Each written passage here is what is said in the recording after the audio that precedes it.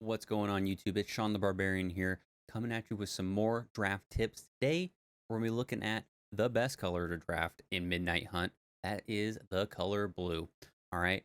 Blue has so many powerful common and uncommons. Just build a solid deck with those, and chances are they're going to get you there.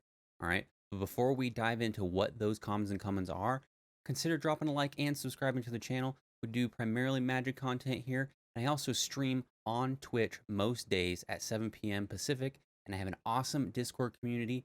Links will be in the description below. And with that out of the way, let's get into this video. All right, so we're sitting down at our draft at our local game store, or we've booted up Arena, we've queued up for Premier Draft, and we find ourselves in blue. Whether that means blue is our main color or we're splashing blue, these are going to be 5 cards that I highly recommend you pick because chances are they don't wheel and your deck will be better for you picking them. And we're going to start off with our list at number 5 with Scarab Wrangler. This 2-mana 2/1 human wizard is pretty decent. The 2/1 stat for 2 is pretty aggressive, so your first inclination is going to be swinging in, but where it really shines is going to be its activated ability. All right, tap 3 untapped creatures you control, tap target creature. I do highly recommend picking this one, maybe 1 or 2 in the deck, because this set loves to make zombies. Zombies with decay, which, if you don't know what the decayed zombie does, if you attack in with said decayed zombie, you have to sacrifice at the end of combat. So chances are throughout the game, you're going to be crewing up a horde of zombies and that you don't want to swing in with. Well, you need to find a way to get some extra utility because it is a resource in this set. And one of the many ways to do it, especially in blue, is going to be this Wrangler. All right, tapping creatures down is very important in making sure that you chip your opponent's life total down or set up an alpha strike turn. Do not sleep on this pick because chances are it'll lead you to victory. And moving right along to number 4, we have Locked in the Cemetery. This 2-mana enchantment is great. All right, it is a piece of removal. It taps something down indefinitely, removing it from the equation of the attack and block step.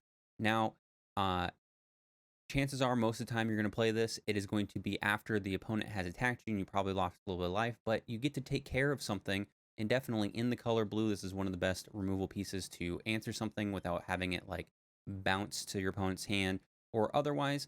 It does have an extra upside that if your graveyard has 5 or more cards, it does tap it on its own. And in blue, there are tons of ways of putting stuff in the graveyard. Heck, there's things further up in the list that show you how easy it is to fill your graveyard. All right, this is a 2-mana enchantment removal piece, draft removal. You'll thank me later. Moving right along to number 3, we have another removal piece, none other than Revenge of the Drowned.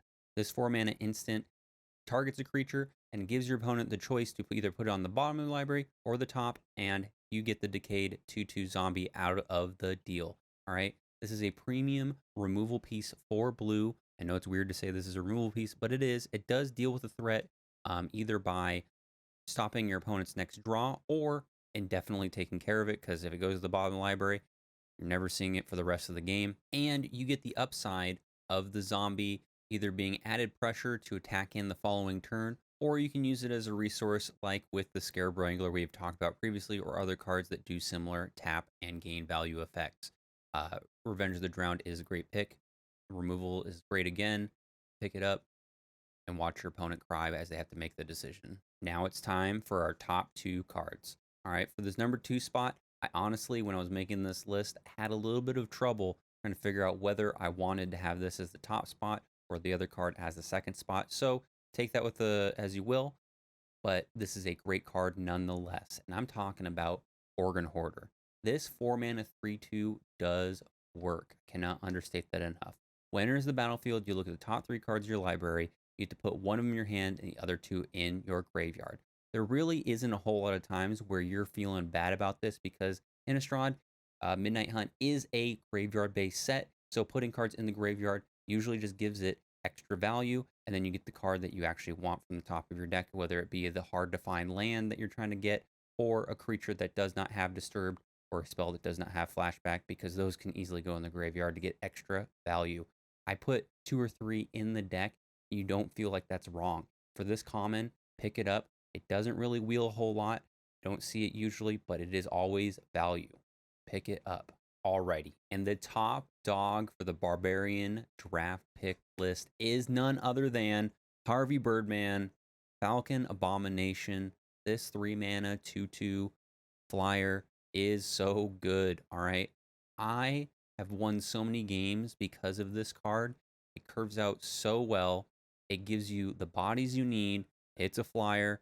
I put I honestly I scoop up 2 or 3 similar to Organ Hoarder at and you just don't feel bad ever playing it. It gives you 2 bodies, which is great for the other additional effects, the tap effects. It is an enabler to so many strategies. I can't gas this card up enough, okay? Flying is also super ridiculously good and limited as it is, but it brings a zombie to the party. It does a lot. Draft these in multiple. You don't see this card wheel often or ever, even at the common spot. So if you find yourself in blue, please scoop this up and it'll curve out so well. It wins games just by sheer value. Get it in your deck. You'll thank me. Enjoy those booster packs from winning games. And those are the top 5 picks the Barbarian recommends for your Midnight Hunt drafts if you are in blue. And most likely you will be in blue because, like I said, blue is a really, really, really good color in this format. Alrighty, let me know how you are liking this set so far, whether it be standard, historic, maybe play modern, or other constructive formats and are trying to find a way to put Midnight Hunt in your deck. Let me know in the comments down below. All right, and then we'll catch you on the next video as we go over some more top picks in different colors. Catch you next time.